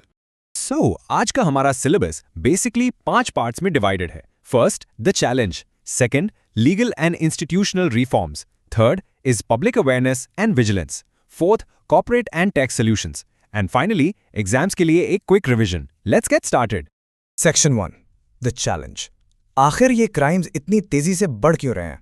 Exam में जब ये क्वेश्चन आए तो रैपिड इंक्रीज के 3 मेन कॉजेज जरूर लिखना। देखिए, इकोनॉमिक ग्रोथ और टेक्नोलॉजिकल एडवांसमेंट ने डेफिनेटली नए अपॉर्चुनिटीज क्रिएट किए, राइट? जैसे मैसिव बैंकिंग फ्रॉड्स। लेकिन यहां सबसे बड़ा रीजन है वीक एनफोर्समेंट। जब कानून स्ट्रिक्ट नहीं होता तो ऑफेंडर्स को लगता है कि they can easily bypass the system. ये वीक एनफोर्समेंट लिटरली उनके लिए कैटलिस्ट का काम करता है। Moving on to Section 2, Legal and Institutional Reforms. Let's see how we need to upgrade the system itself.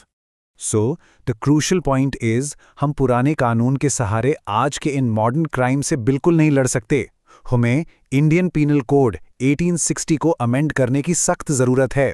इसमें specific socio economic provisions add होने चाहिए। ध्यान रखिएगा, ये सोशियो इकोनॉमिक एक बहुत ही की एग्जाम बज़वर्ड है। आज के टाइम के जो साइबर क्राइम्स हैं, कॉर्पोरेट फ्रॉड या फाइनेंशियल मैनिपुलेशन है, इन ऑफेंसेस को और इनकी पनिशमेंट्स को बहुत क्लियरली डिफाइन करना होगा ताकि कोई भी ऑफेंडर इन लीगल लूपहोल्स का फायदा उठाकर ईजिली एस्केप ना कर सके। ना एग्जाम्स के पर्सपेक्टिव से ये कंपैरिजन काफ़ी इंपॉर्टेंट है। इंस्टीट्यूशनल लेवल पर हमें प्राइमरीली 2 बॉडीज पर फोकस करना है। पहला स्पेशल कोर्ट्स और दूसरा national crime commission. Special courts का मेन काम है व्हाइट कॉलर क्राइम केसेस में स्पीडी ट्रायल्स इंश्योर करना और स्ट्रिक्ट पेनल्टीज इंपोज करना। इससे होता क्या है, सोसाइटी में एक बहुत ही स्ट्रॉन्ग डिटेरेंट इफेक्ट बनता है। ऑन द फ्लिप साइड, एक नेशनल क्राइम कमीशन का रोल थोड़ा मैक्रो लेवल का होता है। ये इफेक्टिवली क्राइम पैटर्न्स को स्टडी करता है, पॉलिसीज रेकमेंड करता है और अलग अलग एजेंसीज के बीच कोऑर्डिनेशन लाता है, just to ensure a completely unified approach. But एक बात हमेशा याद रखिए, लॉज चाहे कितने भी स्ट्रॉन्ग क्यों ना हो, बिना अनबायस्ड इन्फोर्समेंट के वो प्रैक्टिकली फेल हो जाते हैं। यहाँ अपना rule of law strictly apply होना ही चाहिए। अथॉरिटीज को एब्सोल्युटली थरो इन्वेस्टिगेशंस करनी पड़ेंगी, completely free from any corruption और बायस। और सबसे जरूरी बात, ऑफेंडर का सोशल स्टेटस चाहे कितना भी हाई क्यों ना हो, राइट? चाहे वो कोई बहुत बड़ा बिजनेसमैन हो या कोई इन्फ्लुएंशियल पॉलिटिशियन, लॉ के सामने इक्वल ट्रीटमेंट मिलना ही चाहिए। उनका पैसा या पावर उन्हें किसी भी कीमत पर प्रोटेक्ट नहीं करना चाहिए। Alright, section 3, public awareness and vigilance. अब देखते हैं सोसाइटी का क्या रोल है।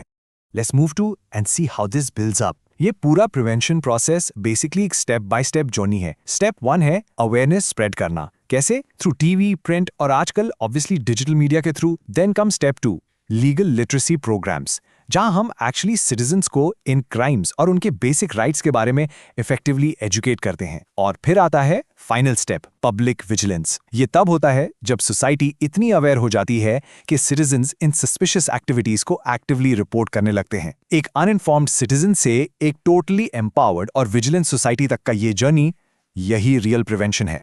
अब यहाँ एक बहुत ही इम्पैक्टफुल बात पर ध्यान दीजिए। जब तक सोसाइटी इन क्राइम्स को सिर्फ एक अनएथिकल एक्ट या छोटी मोटी हेराफेरी मानती रहेगी ना, क्रिमिनल्स कभी नहीं डरेंगे।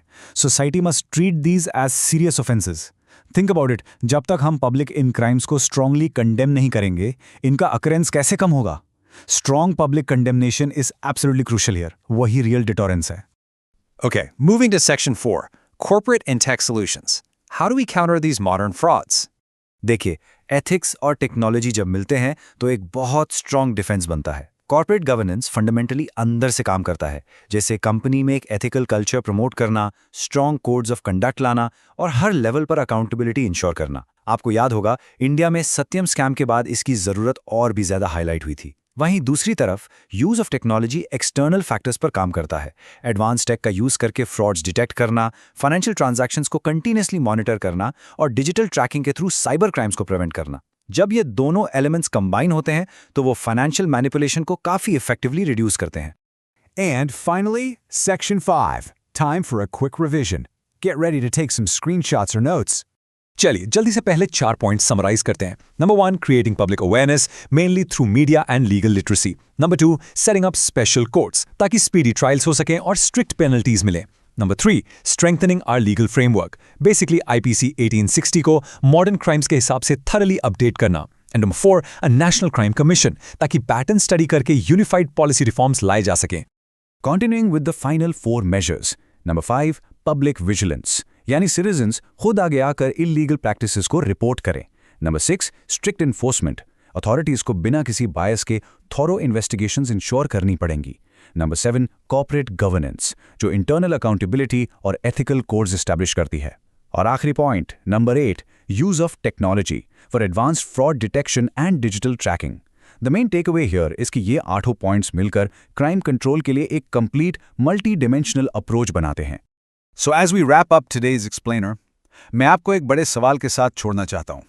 सोचिएगा इस पर, क्या स्ट्रिक्ट लॉज और कोर्ट्स अकेले इन सोफिस्टिकेटेड क्राइम्स को रोक सकते हैं अगर हम एज अ सोसाइटी एक्टिव और विजिलेंट ना हो? You know, the criminal justice system is powerful, but ultimately it completely relies on our public support. For more such law lectures, subscribe to Ganga Education. मुझे पूरी उम्मीद है कि आज का ये सेशन आपके कॉन्सेप्ट्स को परफेक्टली क्लियर करने में हेल्पफुल रहा होगा। आज के इस एक्सप्लेनर में we're going to completely decode the penalties and punishments for white collar crimes under Indian law. आपको याद होगा, ये टर्म बेसिकली 1939 में एडविन सदरलैंड ने कॉइन किया था। एग्जाम पॉइंट ऑफ व्यू से, whether it's your LLB, LLM और UGC नेट, ये एक एब्सोल्युटली हाईली स्कोरिंग टॉपिक है। तो चलिए सीधा डाइव इन करते हैं। ये रहा आज का क्विक रोड मैप। हम बेसिक्स यानी नेचर ऑफ पनिशमेंट से स्टार्ट करके सीधा आईपीसी ऑफेंसेस, कॉर्पोरेट और एंटी करप्शन लॉज पर चलेंगे। उसके बाद we'll look at financial, tax and cyber laws, discuss some major challenges and civil liabilities, और finally we'll wrap up with a quick revision summary. Okay, so starting with Section 1, Nature of White-Collar Punishments. You know, what's genuinely fascinating about white-collar crimes is how different their punishments are from your traditional, conventional crimes. क्योंकि यहाँ street-level physical violence नहीं होती ना, the entire focus shifts to wealth deprivation और status removal. यहाँ court का primary goal होता है financial recovery, imposing extremely heavy penalties और property confiscation. उसके अलावा एक बहुत बड़ा टूल है डिस्क्वालिफिकेशन फ्रॉम ऑफिस, बेसिकली उन्हें उस पोजीशन से ही हटा देना ताकि वो वापस से सेम फ्रॉड ना कर सकें। प्रोबेशन तो यहाँ बहुत ही रेयरली मिलता है। So the real question is, practically courts actual punishment decide कैसे करती है? वेल, जजेस 3 एसेंशियल एलिमेंट्स को डीपली एनालाइज करते हैं। पहला, ग्रेविटी ऑफ द ऑफेंस, मतलब फ्रॉड का स्केल कितना मैसिव है। दूसरा, the exact amount involved in the fraud. और तीसरा, और शायद सबसे इंपॉर्टेंट, ऑफेंडर का इंटेंट, बेसिकली उनकी मेंस रिया क्या थी। इन्हीं 3 कोर फैक्टर्स के बेसिस पर ही सजा का क्वांटम तय होता है। Moving right along to Section 2, IPC Offenses and Penalties. अगर आप प्रीवियस ईयर पेपर्स देखें तो ये आईपीसी फ्रेमवर्क लिटरली हर बार पूछा जाता है। ध्यान से सुनिए, सेक्शन 420 डीलिंग विद चीटिंग, इसमें you're looking at up to 7 years of imprisonment plus a fine. Section 406 यानी criminal breach of trust gets you up to 3 years। लेकिन यहाँ एक कैच है, अगर यही सीबीटी एक पब्लिक सर्वेंट या बैंकर करता है under section 409, there is a provision for up to life imprisonment. Authority के मिसयूज को हमारा लॉ एब्सोल्युटली सिवियरली पनिश करता है, just like we've seen in massive historical cases like the Harshad Mehta scam. Section 463 to 477A forgery cover करता है, which also attract solid imprisonment and fines. इसे अपने notes में डेफिनेटली हाईलाइट कीजिए। All right, let's jump to Section 3, Corporate and Anti-Corruption Laws. Just look at that number, 10 entire years. Satyam scam जैसे colossal events के बाद the system had to wake up. Companies Act 2013 का Section 447 specifically corporate fraud के लिए strict punishments लाता है। अगर fraud prove हो गया तो minimum 6 महीने से लेकर maximum 10 साल तक की जेल हो सकती है। और financial penalty की बात करें, the fine can literally be up to 3 times the amount involved in the fraud. That's huge. ये साफ दिखाता है कि कॉर्पोरेट लेवल के फ्रॉड्स को अब बिल्कुल भी लाइटली नहीं लिया जा रहा है। अब बात करते हैं प्रिवेंशन ऑफ करप्शन एक्ट 1988 के। इस एंटी करप्शन लॉ में एक बहुत क्रूशल एस्पेक्ट है, bribery is always a two way street, right? इसलिए अंडर दिस लॉ ब्राइब देने वाला और ब्राइब लेने वाला दोनों को ही स्ट्रिक्टली पनिश किया जाता है। एक पब्लिक सर्वेंट जो ब्राइब रिसीव करता है उन्हें 3 से 7 साल तक की इम्प्रिजनमेंट और हैवी फाइन्स फेस करने पड़ते हैं। Basically, liability is absolutely strict on both sides of the table. Next up is Section 4, Financial, Tax and Cyber Laws. ये आपके मॉडर्न सिलेबस का बहुत ही रेलेवेंट हिस्सा है। Now let's see how these different financial laws actually function. Income Tax Act 1961 के under basic tax evasion के लिए you can get 6 months to 7 years of imprisonment along with a fine. पर नए laws और भी ज़्यादा टफ हैं। Black money act 2015 और PMLA यानी prevention of money laundering act 2002, इन दोनों में ही सीरियस फाइनेंशियल फ्रॉड्स के लिए मैक्सिमम 10 years की सज़ा प्रिस्क्राइब्ड है। और PMLA में तो इलीगली एक्वायर्ड प्रॉपर्टीज को लीगली डायरेक्ट कॉन्फिस्केट भी कर लिया जाता है। एग्जाम्स में कंपैरिजन लिटरली बार बार आता है, PMLA वर्सेस फीमा। इन दोनों एक्ट्स में एक बहुत क्लियर कट डिस्टिंक्शन है जो आपको पता होना चाहिए। PMLA फोकस करता है प्योरली क्रिमिनल लायबिलिटी पर, जहां डायरेक्ट इम्प्रिजनमेंट और प्रॉपर्टी की क्रिमिनल अटैचमेंट होती है। On the flip side, FEMA foreign exchange management act 1999 primarily civil penalties पर कॉन्सेंट्रेट करता है, like imposing massive monetary fines. ये कंसेप्चुअल डिफरेंस एग्जाम में बिल्कुल क्लियर रखना। साइबर स्पेस की बात करें तो we have the information technology act 2000। इसमें साइबर फ्रॉड और आइडेंटिटी थेफ्ट की punishment generally up to 3 years की इम्प्रिजमेंट होती है और फाइन्स रफली 5 लाख रुपीस तक जा सकते हैं, depending on how serious the actual offence है। Okay, let's look at Section 5, Challenges and Civil Liabilities. As law students, आपको ये समझना होगा कि सिर्फ क्रिमिनल ट्रायल ही सब कुछ नहीं होता। रियल वर्ल्ड में विक्टिम्स अपना पैसा रिकवर करने के लिए parallelly civil suits for damages भी फाइल कर सकते हैं। और रेगुलेटरी बॉडीज जैसे सेबी या RBI वो अलग से हैवी रेगुलेटरी पेनल्टीज इंपोज करती हैं। प्लस अगर कोई लार्ज स्केल पब्लिक फ्रॉड है तो अथॉरिटीज ऑटोमेटिकली मल्टीपल चार्जेस लगा देती हैं, leading to significantly higher prison terms. It's like a multi-pronged legal attack on the offender. Now I want you to really think about this particular question. UGC net या LLM के analytical papers में ये definitely पूछा जाएगा। इतने strict laws paper पर होने के बावजूद इंडिया में इन हाई प्रोफाइल ऑफेंडर्स का कन्विक्शन रेट इतना लो क्यों रहता है? Well, the real answer lies in some hardcore practical challenges. पहली और सबसे बड़ी प्रॉब्लम ट्रायल डिलेज। हमारा सिस्टम ऑलरेडी बहुत ओवरलोडेड है। दूसरा, फाइनेंशियल एविडेंस यूजुअली इतना कॉम्प्लेक्स होता है कि उसको टेक्निकली डिकोड करना बहुत मुश्किल होता है। तीसरा, हाई स्टेटस ऑफेंडर्स अक्सर अपने इमेंस इन्फ्लुएंस का यूज करके प्रोसेस को डीरेल या डिले करने की कोशिश करते हैं। और टेक्निकली सबसे बड़ा लीगल हर्डल, मेंस रिया यानी क्रिमिनल इंटेंट को beyond a reasonable doubt prove करना। कॉम्प्लेक्स कॉर्पोरेट डॉक्यूमेंट्स के बीच में क्लियर इंटेंट दिखाना प्रैक्टिकली एक नाइटमेयर होता है। All right, we've covered a lot of ground. Let's move to Section 6, the Quick Exam Revision Summary. Okay guys, इस rapid fire summary का तुरंत एक मेंटल नोट बना लीजिए। ये सेक्शंस आपके ऑब्जेक्टिव और सब्जेक्टिव दोनों एग्जाम्स में मार्क्स फेच करेंगे। Quick recap. IPC Section 419, Public Servant CBT means up to life imprisonment. Companies Act Section 447 for fraud, you're looking at up to 10 years plus 3 times the fine. Black Money Act for undisclosed foreign assets, 10 years. PMLA for money laundering is 3 to 7 years, basically going up to 10 in serious cases. And finally, IT Act for cyber fraud is 3 years and a 5 lakh fine. Exam hall में जाने से पहले ये specifics बिल्कुल finger tips पर होने चाहिए। Ultimately किसी भी लॉन्ग आंसर या ऐसे को आपको एग्जैक्टली इन्हीं लाइंस पर कंक्लूड करना चाहिए। Effective enforcement and speedy justice are absolutely crucial. क्योंकि देखिए, स्ट्रिक्ट लॉज तभी काम करेंगे जब वो सीरियसली एनफोर्स हों और जस्टिस स्पीड से डिलीवर हो। उसके बिना सिस्टम पर पब्लिक कॉन्फिडेंस मेंटेन करना इम्पॉसिबल है। So here's a final thought for you to ponder. इन मैसिव ट्रायल डिलेस को हमेशा के लिए ख़त्म करने के लिए क्या इंडिया को वाइट कॉलर क्राइम्स के लिए एक कंप्लीटली डेडिकेटेड सेंट्रल कोर्ट बनानी चाहिए? इस बारे में सोचिए। For more such law lectures and to clear all your legal concepts, subscribe to Ganga education. देखिए, अगर आप LLB, LLM या फिर UGC नेट लॉ की प्रिपरेशन कर रहे हैं ना, तो आज का ये सेशन आपके लिए लिटरली अ मस्ट वॉच है। आज हम डीकोड करने वाले हैं सुप्रीम कोर्ट के सबसे crucial landmark cases on white collar crimes. Exams में ये लैंडमार्क जजमेंट्स ना हमेशा गेम चेंजर साबित होते हैं। तो आज के इस एक्सप्लेनर को बिल्कुल ध्यान से सुनिएगा, क्योंकि ये आपके मार्क्स बूस्ट करने वाला है। Okay, let's dive right into this. सबसे पहले ये व्हाइट कॉलर क्राइम्स एग्जैक्टली होते क्या हैं? वेल, इस टर्म को पहली बार फेमस क्रिमिनोलॉजिस्ट एडविन सदरलैंड ने 1939 में कॉइन किया था। डेट और नाम याद रखिएगा, एग्जाम्स के लिए बहुत इंपॉर्टेंट है। देखिए, ये कोई ऑर्डिनरी स्ट्रीट क्राइम्स नहीं है जैसे मर्डर या थेफ्ट। ये हाई स्टेटस रिस्पेक्टेबल इंडिविजुअल्स द्वारा किए गए non violent socio economic offences हैं। और इंडियन कोर्ट्स ना इन क्राइम्स को एक बहुत ही सीरियस थ्रेट मानती हैं। क्यों? क्योंकि इनका डायरेक्ट डेवस्टेटिंग असर पूरी सोसाइटी और इकोनॉमी पर पड़ता है। इसीलिए सुप्रीम कोर्ट ने बार बार इनके लिए स्ट्रिंजेंट पनिशमेंट और स्ट्रिक्ट लायबिलिटी की जरूरत पर इंटेंसली जोर दिया है। तो चलिए फटाफट से अपने नोटबुक्स निकाल लीजिए। आज का हमारा एजेंडा कुछ इस तरह है। पहला हम देखेंगे द स्ट्रिक्ट सेंटेंसिंग अप्रोच, दूसरा स्ट्रिक्ट लायबिलिटी जहां इंटेंट जरूरी नहीं होता, तीसरा cracking down on financial fraud, चौथा कोर जुडिशियल प्रिंसिपल्स और आखिर में ऑफ कोर्स एक quick revision summary. All right, let's start with section 1, the strict sentencing approach, और कैसे ये सोसाइटी को प्रोटेक्ट करता है। हमारा सबसे पहला और बड़ा लैंडमार्क केस है MH Hoskot v state of Maharashtra. अब इस केस का मेन इशू इम्प्रॉपर सेंटेंसिंग और पनिशमेंट की फेयरनेस से रिलेटेड था। सुप्रीम कोर्ट ने यहां एकदम क्लियर कर दिया कि पनिशमेंट हमेशा ऐसी होनी चाहिए जो सोशल डिफेंस सर्व करे, यानी सोसाइटी को बचाए।